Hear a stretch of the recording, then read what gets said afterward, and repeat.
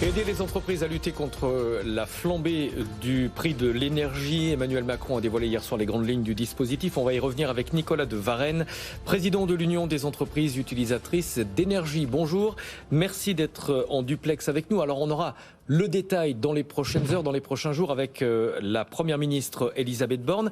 Est-ce que ça va dans le sens de vos attentes? C'est-à-dire à la fois un dispositif pour les petites entreprises, quelque chose pour les entreprises intermédiaires et un guichet pour les plus grosses et pour celles qui consomment beaucoup d'énergie?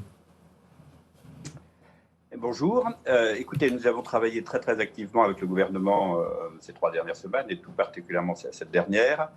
On va arriver, mais je n'en dévoile pas les détails, à un dispositif en fait en 2 parties.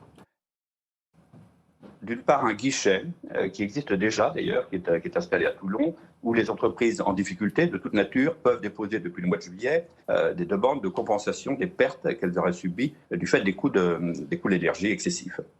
Ça, le dispositif est en place, mais ce dispositif est très largement tombé à côté de la plaque, dans la mesure où les critères qui ont été imposés, les critères d'éligibilité qui ont été imposés par la Commission sont beaucoup trop stricts. Donc le dispositif a fait flop, pour dire les choses. Le gouvernement avait provisionné 3 milliards et en réalité, il n'y a que 50 millions qui ont été consommés à ce jour. Nicolas de Varenne, ça a fait flop parce que c'était trop compliqué, parce qu'il fallait soi-même faire la demande, mais Emmanuel Macron a dit hier que, à nouveau, ça allait être un guichet où on allait faire du cas par cas.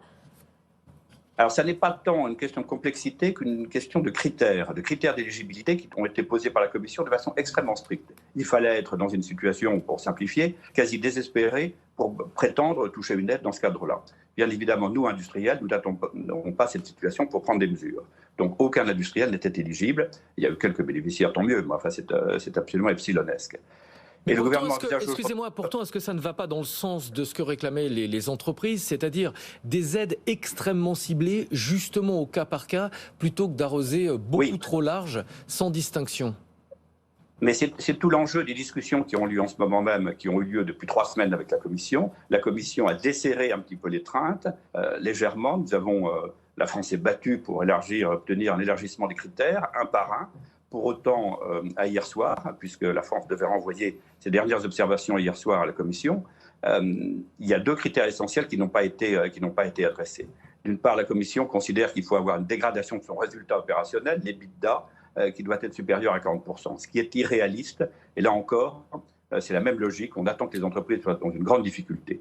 Et une autre, qui est très importante également, la Commission refuse à ce stade une approche par usine et par site. Or, le vrai problème, ça n'est pas tant des groupes ou des entreprises qu'une usine.